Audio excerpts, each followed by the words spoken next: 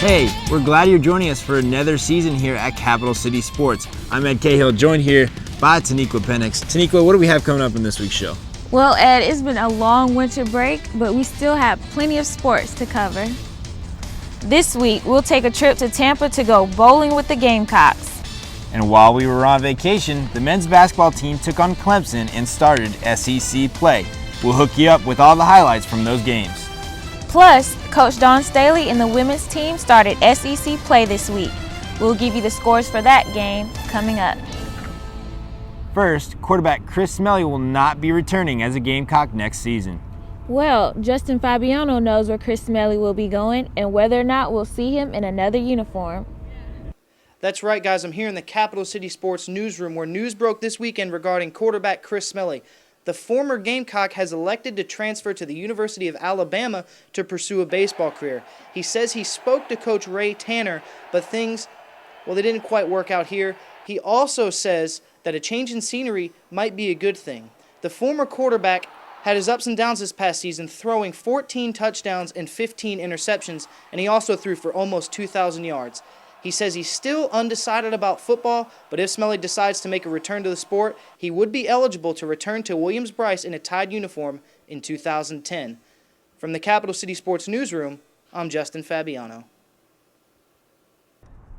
It's been an up and down season for the Gamecocks, and the Outback Bowl was definitely one of the downs. Our very own Brian Walker was in Tampa, and he has the highlight.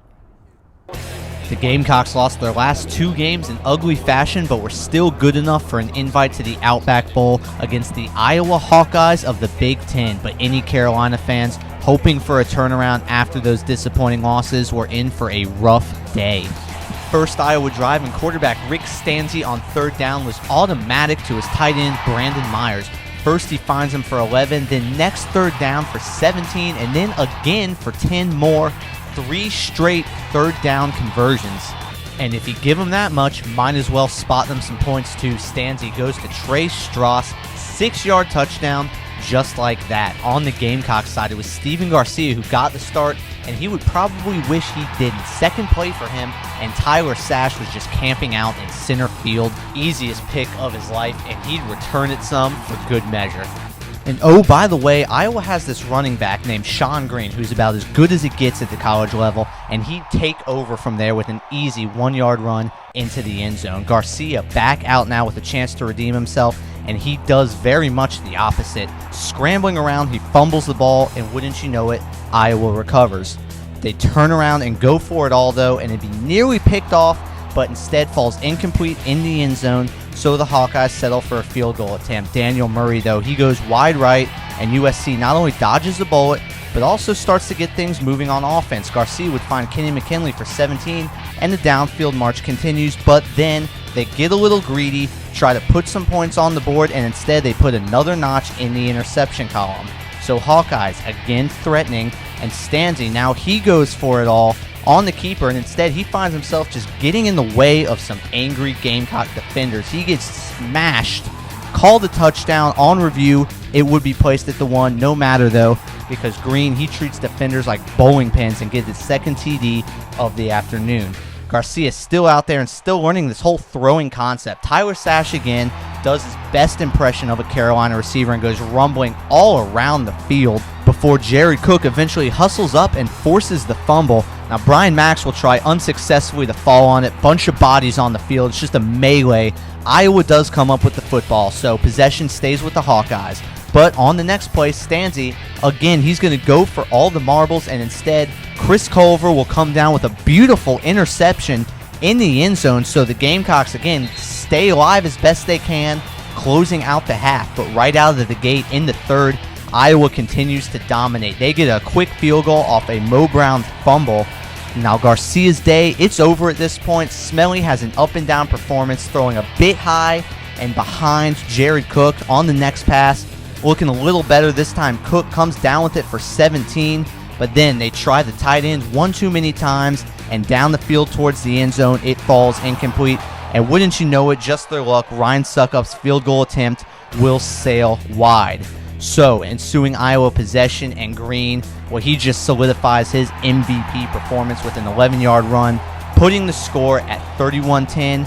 And folks, that's how it would end. A Carolina comeback was not to be. And Steve Spurrier and his Gamecock squad, they fall to the Iowa Hawkeyes. And for many departing players, including senior linebacker Jasper Brinkley, it's another season ending in disappointments and question marks. For Capital City Sports, I'm Brian Walker. Now, for more post-game reaction from the coaches and players, let's send it over to Mike Wadsworth.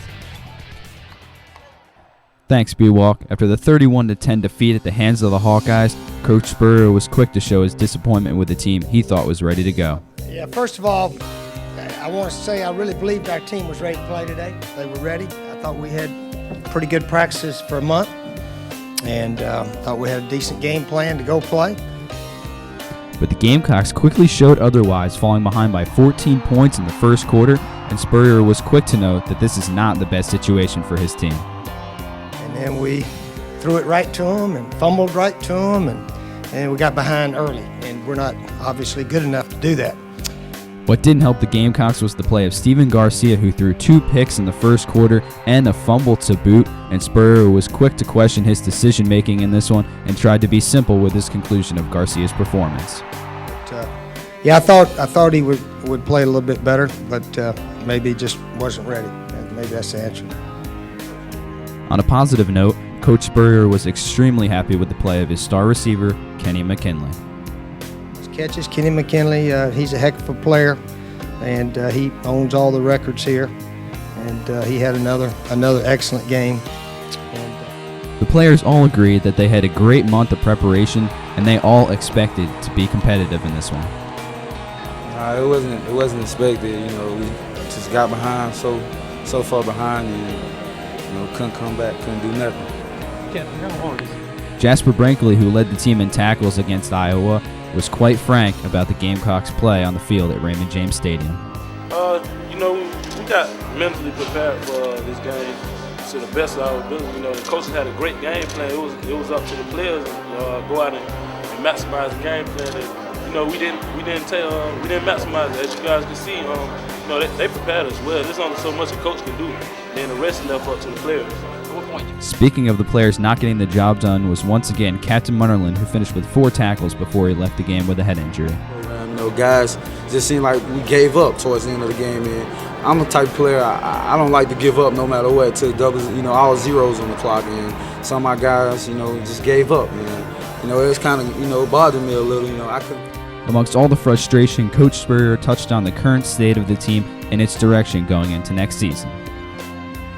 Well, we did some decent things, in the middle of the year there, but lately we've really struggled. Yeah, we've really struggled. We've really got to go back to trying to run the ball, and do some play action passes and stuff like that.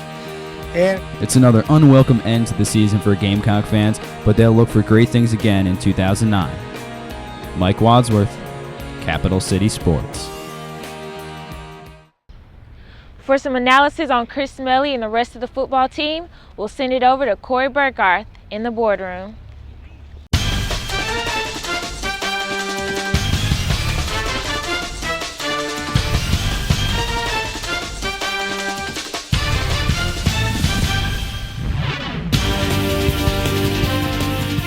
All right, thank you to Taniqua, and welcome into the boardroom here on Capital City Sports, our first show of the spring semester. I'm Corey Burkhardt, being joined by this guy. He's Michael Aguilar, sports editor for the Daily Gamecock, and now our senior boardroom analyst after the retiring of Mr. Alex Riley. Ags, how are you today? I'm doing great. How are you, Burk? I'm good. Thank you, sir. Thank you for being with us this week as we kick off the spring semester.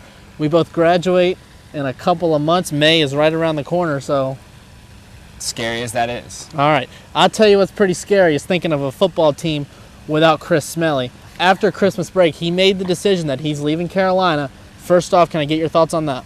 I guess you could have seen it coming. Garcia is younger than Smelley. I think that most fans see him as the future of the program. Spurrier would like to develop him more. He's got more tools. I think that Smelley just didn't really see much in his football future at Carolina. Well, you have a contingent of fans that say it's great to see him go, good for him, kick him out the door. But then you have the other contingent of fans that says, hey, the kid wasn't really that bad. We're going to miss him if Garcia doesn't do well. There's definitely two sides of the coin. I mean, Garcia has not shown anything yet that shows that he can produce in the SEC. I mean, if you think about it, the kid's been here for 2 years, and it's blatant that he still doesn't know what's going on the field. And so there's a chance that Garcia doesn't pan out, and everybody's going to be saying, what if we had Chris Smelley right now? But on the flip side, Smelley hasn't shown that he's capable of performing either, so, and he's been here for even longer. So both sides have arguments, but I would tend to think that his transfer is a good thing for Carolina. Okay. He's transferring to Alabama. He's ineligible for next football season if he even wanted to play. He would be eligible, however, in 2010 when Alabama comes to Carolina. Percentage chance, is he going to be playing for Alabama in 2010 in football? I wouldn't rule out Smelley taking some snaps for Alabama over the rest of his career, but I would be inclined to say that they're going to find more talent. You got a coach like Nick Saban. A guy like Chris Smelley, who hasn't performed in the SEC yet, is not really who Nick Saban's looking for to compete for the national championship every year. I would think that they'll find a better quarterback. Okay. Steven Garcia, going forward, how do you feel knowing that he's the presumed #1 quarterback and he hasn't even played in spring yet? It's a little bit scary for Carolina fans, but hopefully as he matures, he's obviously shown that he's matured a little bit. I mean, he hasn't been arrested in, a year now? So that's good, but he needs to mature on the field as well. He needs to start performing, and then I'll feel a little bit better about him as a quarterback for Carolina. All right. Well, we're going to take a quick break. Our first show is just getting underway. When we come back later in the show, we're going to talk more about football. We're going to recap the Outback Bowl. I know you want to put it behind you, but we're going to touch on it one more time, so we'll see you in a bit. We are just getting into the new season of Capital City Sports. After the break, both the Tigers of Clemson and Auburn came to town to take on the Gamecocks. Don't go away. Highlights are next. The men's basketball team opened up conference play Sunday night against Auburn. Carolina has lost 5 straight SEC openers going into Sunday night. Let's send it over to Corey Burkhardt for all the highlights. Devin Downey and the Gamecocks 11-2, kicking off SEC play at home, getting ready to take on the Auburn Tigers. Downey's going to get things started for the Gamecocks right here with a steal. He's going to take it from left to right across your screen. Easy layup. The Gamecocks are up by 2 early in the first half. Zam Frederick going to get in on the action for the Gamecocks. Drains the 3 from downtown. Keep Carolina ahead. Auburn would retake the lead on this Dwayne Reed slam dunk. He had 24 points, led the Tigers, but the Gamecocks would have an answer. And this guy right here, Dominique Archie, 3 steals on the night, 9 points, and his slam dunk looked just a little better. Late first half, Gamecocks going to get a little 2-on-1 action as Zam Frederick's going to connect with Austin Steed. He gets fouled, makes the shot. The Gamecocks are back up by 1 over the Tigers. Tigers are not done, however, as Lucas Hargrove is going to drive in, have a huge dunk, and he dunked it so hard he couldn't get up afterwards. Devin Downey and the Gamecocks are about to take a 6-point lead right here. It's not supposed to look that easy as he connects with Mike Holmes for the alley-oop. Now, Zam Frederick's going to miss the 3, but that's okay because Dominique Archie's going to get the rebound and do what he does best, and that's a slam dunk. And last year's leader in steals, Devin Downey's going to do it again, get the big steal at center court, drive it for the basket. The Gamecocks go on to win 56-68, and that's your final. Coach Darren Horn thinks they wear orange, but over the break, he got an up-close look at his new in-state rival Clemson. Jared Monks was at the game for all your highlights. Last week, the Clemson Tigers returned to Columbia to renew their heated rivalry with the Gamecocks. Clemson had won the last 4 meetings, but Zam Frederick was out to put an end to that streak. Here he is dishing it to Mike Holmes for the pull-up jumper and the first points of the game. And then the next Clemson possession, Devin Downey says, "Thank you, I'll take that," and returns it for an easy 2. Downey's not done though. Here he is driving the spin move and the pull-up jumper. That is just sweet. Here's Raymond Sykes though with a spin move of his own and getting the first points of the game for the Tigers. And then the Dominique Archie show began with a huge block. Then moments later, he is getting a steal. He would hand it off to Devin Downey, and the 5'9" point guard would drive and kick out to the 6'7" forward Archie himself, who knocks down the three. Who would have thunk it? And the full court press of the Tigers started to get to the Gamecocks. Andre Young to David Potter for the wide open three. Tigers still down 14-6, but Evka gives up the steal, and Andre Young would take it down and pass it off to Casey Rivers for the layup. But there's one thing Clemson didn't have that the Gamecocks did, and that was Devin Downey driving sweet layup. And Zam Frederick behind the back, spin move straight up ballin', kicks it to Steed, who gets 2 points. Then Casey Rivers would have an absolute flash of brilliance with this off-balance jumper. Keep watching. Here is forcing the turnover, and it would eventually get to Terrence Oglesby, who knocks down the three-pointer. Gamecocks answer, Evka being double-teamed, which means somebody's wide open, and in this case, it's Downey for three. That was Downey's only trace on the game, but here's Terrence Oglesby with one of his 6. Zam then kicks out to Brandis Raley-Ross, who pump fakes and the jumper for 2. That is nice. Raymond Sykes here comes into the picture with a monstrous dunk. The Tigers once trailed by 11 early in the first half, but ended up taking a 12-point lead going into halftime with Oglesby's 3 here. Then to the second half, Trevor Booker pulls up with a jumper getting into the action. Devin Downey, though, just unstoppable. Floater in the lane. And here's a scary moment for Dominique Archie and the Gamecocks. He trips and falls and it actually bust his chin open. He would have to come off the court and get attended to. He would return, though. Mike Holmes would rack up a double-double, 13 points and 11 boards, and here he is with the putback. After the game, Coach Horn would say, quote, "I wouldn't trade Devin Downey for anyone in America." And here's Downey showing why, going coast to coast for the bucket. Horn saying, "We still are in this, guys. Let's stay calm and play our game." And Devin Downey here once again making things happen on the floor, getting the steal and the easy bucket. The Gamecocks were down by 18 at one point, but with Zam Frederick's three-pointers here, when he would have 19 on the game, the Gamecocks would pull within just 6, but that's as close as they would get. Stitt kicks out to Oglesby for another 3, but then watch Oglesby, number 22 here in your picture.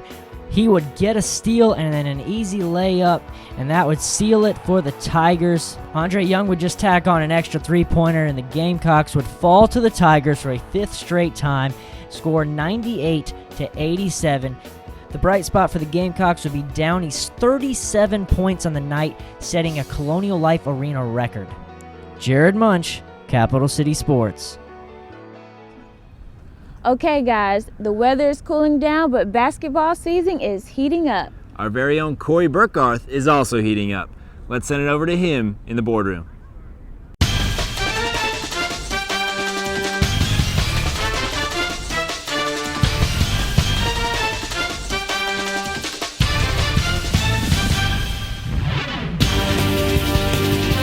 All right, thank you, Ed. It's not exactly heating up out here, as you can see by the jacket I'm wearing. What I want to know first off, Ags, before we talk about the Outback Bowl, why aren't you wearing a jacket tonight?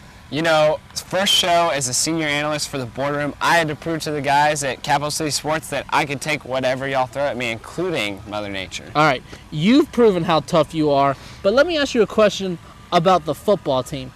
What's their current status after getting blown out 31-10 in the Outback Bowl? I mean, you got to think the team's embarrassed. The Outback Bowl was the only victory for the Big Ten Conference. It was one of only 2 losses for the SEC. It wasn't even close. I mean, 14-0, 21-0. I mean, the Gamecocks didn't really score until Iowa had already led up. It's just really a sad way for this team to end the season. If you go back before the Outback Bowl, the Florida game, the Clemson game, and then the Outback Bowl, all 3 blowouts, what happened at the end of the season for this kind of collapse to happen? It's hard to explain. I mean, I'm sure that nobody really even knows, even guys on the team, but certainly Florida is obviously the best team in the nation, being the national champions, but that doesn't explain 56-6. Clemson, it just might be a question of attitude for Carolina, and they just don't want to win the Clemson-Carolina game like the Clemson players do. And then when it comes to the Outback Bowl, it just looked like an overall state of unpreparedness. I mean, from offense to defense to special teams, it just didn't look like Carolina had prepared the way Iowa had prepared, and that just speaks to a lot of questions all around the program in terms of coaching and attitude. Well, would you say that this was a Carolina team that just got hot a couple points earlier in the season, or was this the same team all season long that just got lucky? I wouldn't necessarily say either of those things. You look at losing a couple of key players like Emmanuel Cook, and then just the wear and tear of the season. And as the season goes on, your weak spots are exposed. And as Carolina's weak spots were exposed, the teams that they played later on in the season, which were much better, like a Florida, managed to make those weak spots become weak, gaping holes in the team. Biggest hole for USC going into 2009? Offense. The entire offense is a black hole of negative yardage and turnovers, leading the SEC in interceptions, a terrible points per game, rushing yards was miserable. Carolina needs to find an offense, and it needs to find it now, because even though defense wins championships, you can't win 0-0. Steven Garcia was 9 for 18 in Tampa, 3 interceptions. He had the fumble, so hopefully losing Smelly doesn't come back to bite us. So we'll find out. We're going to take a quick break. We're going to come back one more time later in the show, talk some more about USC sports. We'll see you in a bit. Women's rookie coach Dawn Staley had her team in action over the holidays. After the break, the Lady Gamecocks take number 9 Auburn down to the last seconds. Don't miss this nail biter. Next. The men weren't the only ones to see SEC play this weekend. The women's team hosted the 9th-ranked Auburn Tigers last Friday, and boy, it was a good one. Cameron Weiderman is there for all your highlights. Lady Gamecocks starting SEC play at home against the 9th-ranked Auburn Tigers. The Tigers early on showing why they deserve that national ranking. Travisa Jackson gets the big block here. It starts going the other way to our own Corey Burkhart's favorite player, Allie Smalley, who's going to dish it to Dewana Bonner for strong 2 and 1. Gamecocks, though, they hung around the whole game. Lakeisha Sutton is going to kick it out. Simone Kennedy knocking down the tray. This time it'll be Sutton again. This time she drives a lane, gets her own 2. Sutton able to penetrate again and dishes to Charnay Stevens, who finishes for 2. Sutton would finish the game with 17 points and 3 assists. Brianna Dickerson starts getting hot from 3. There she knocks down her first. She hit 4 in the game. The second one, she drains it. Lakeisha Sutton now getting it done on the defensive end. She forces steal, starts going the other way, and gives it up to Simone Kennedy. Gamecocks up 31-29 at half. Second half, Demetris Adams says no. And then on the offensive end, splits the double team and goes in for the not-so-easy 2. Adams finished the night with 17 points. The Auburn Tigers, they were too much. Bonner finishes strong late in the second half. Cox get within 2 late, but lose by a final score of 80-76. Women's basketball now 8-6 on the season and 0-1 in SEC play. I'm Cameron Weiderman for Capital City Sports. Well, it looks like women's coach Dawn Staley finally has her girls playing at a competitive level. Men's coach Darren Horn's boys are also scoring a lot of points. Let's send it back over to Jared Munch one more time at the Colonial Life Arena as the Gamecocks take on the Wofford Terriers. Brandis Rayleigh Ross and the South Carolina Gamecocks welcoming the Wofford Terriers. The Terriers making the trip down I-26 to take on the Gamecocks, and Tim Johnson for the Terriers will get it started early. Nice jumper off the glass, getting it going. Then Brad Losing would drive here and acrobatic shot, looking good. Then the 6-0 run to start the game for the Terriers would quickly end when Downey feeds it to Holmes for the J. And then Downey in the lane doing what he does best. Noah Dahlman would lead all scorers on the night with 18, and here he is doing work on Mitchell Carter. And then the Carolina three-pointing fest would begin. Brandis Rayleigh Ross, 4-3, and then Evka Benulis, 4-3, and the Gamecocks are rolling quickly, trying to make a comeback. Corey Godzinski, he would answer one of those three-pointers with a 3, and then Downey decides to take control, turnaround jumper, then pulling up for 3. Downey once again, he finished with 17. Now Zam Frederick getting into the action. 3 guys on him and still finds the bucket. And this three-pointer here from Zam would give the Gamecocks a 15-point lead at the half. Coming out after the break, Drew Crowell for the Terriers would get this nice baseline jumper. He'd have 6 on the night, and then it was all Gamecocks from there. Austin Steed's going to pick up the rebound here, doing work, fighting, battling, gets the putback, and 1.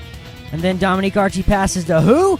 Robert Wilder for 3. Go get yourself some points, kid. Congratulations. Here on the spot shadow now, Dominique Archie backdoor. No one even knew he was there.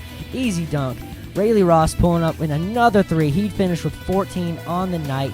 And then Robert Wilder's not done yet. He's got the assist too. Alley-oop to Austin Steed, and the Gamecocks will take the win 78-61. Darren Horn beating another club from in-state. Jared Munch, Capital City Sports. Okay, guys, our show is not quite over. Corey Burkhardt gets about as many minutes as Robert Wilder, but he makes every second count. We're going to send it over to Corey Burkhardt of the Boardroom for this one last segment.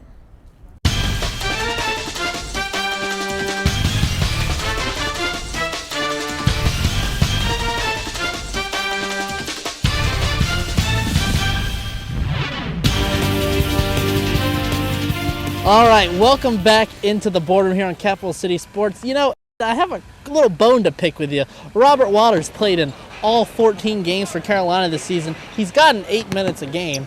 Our boardroom's come to about 9 minutes, so, you know, we're not doing pretty bad here, eh, Alex? I would say that you're looking right about on target. All right, let's talk about the men's basketball team overall so far this season as SEC play just got underway. How are they looking?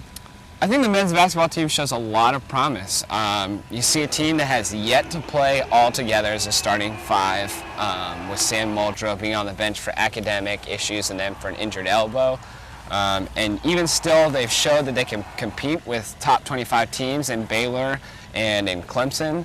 And then they've shown that they can beat the lesser teams in the SEC in Auburn in their most recent game, and that's something that teams in the last couple of years have not been able to do. Absolutely. You look at their record at 12-2, both losses, I mean, absolute heartbreakers. You had the one to Clemson, great crowd at the Colonial Center out for that one, and then you lost on the road at College of Charleston. So both losses very close, not the kind of thing you would have seen last season. So as far as staying in games down the run, obviously, would you say they're looking a lot better? I would definitely say they're looking a lot better, and that can be attributed to more mature guard play, and it can also be attributed to possibly better coaching in Darren Horn. Well, let's talk about coaching. Darren Horn now in his first season with the Gamecocks. How has he looked running the program?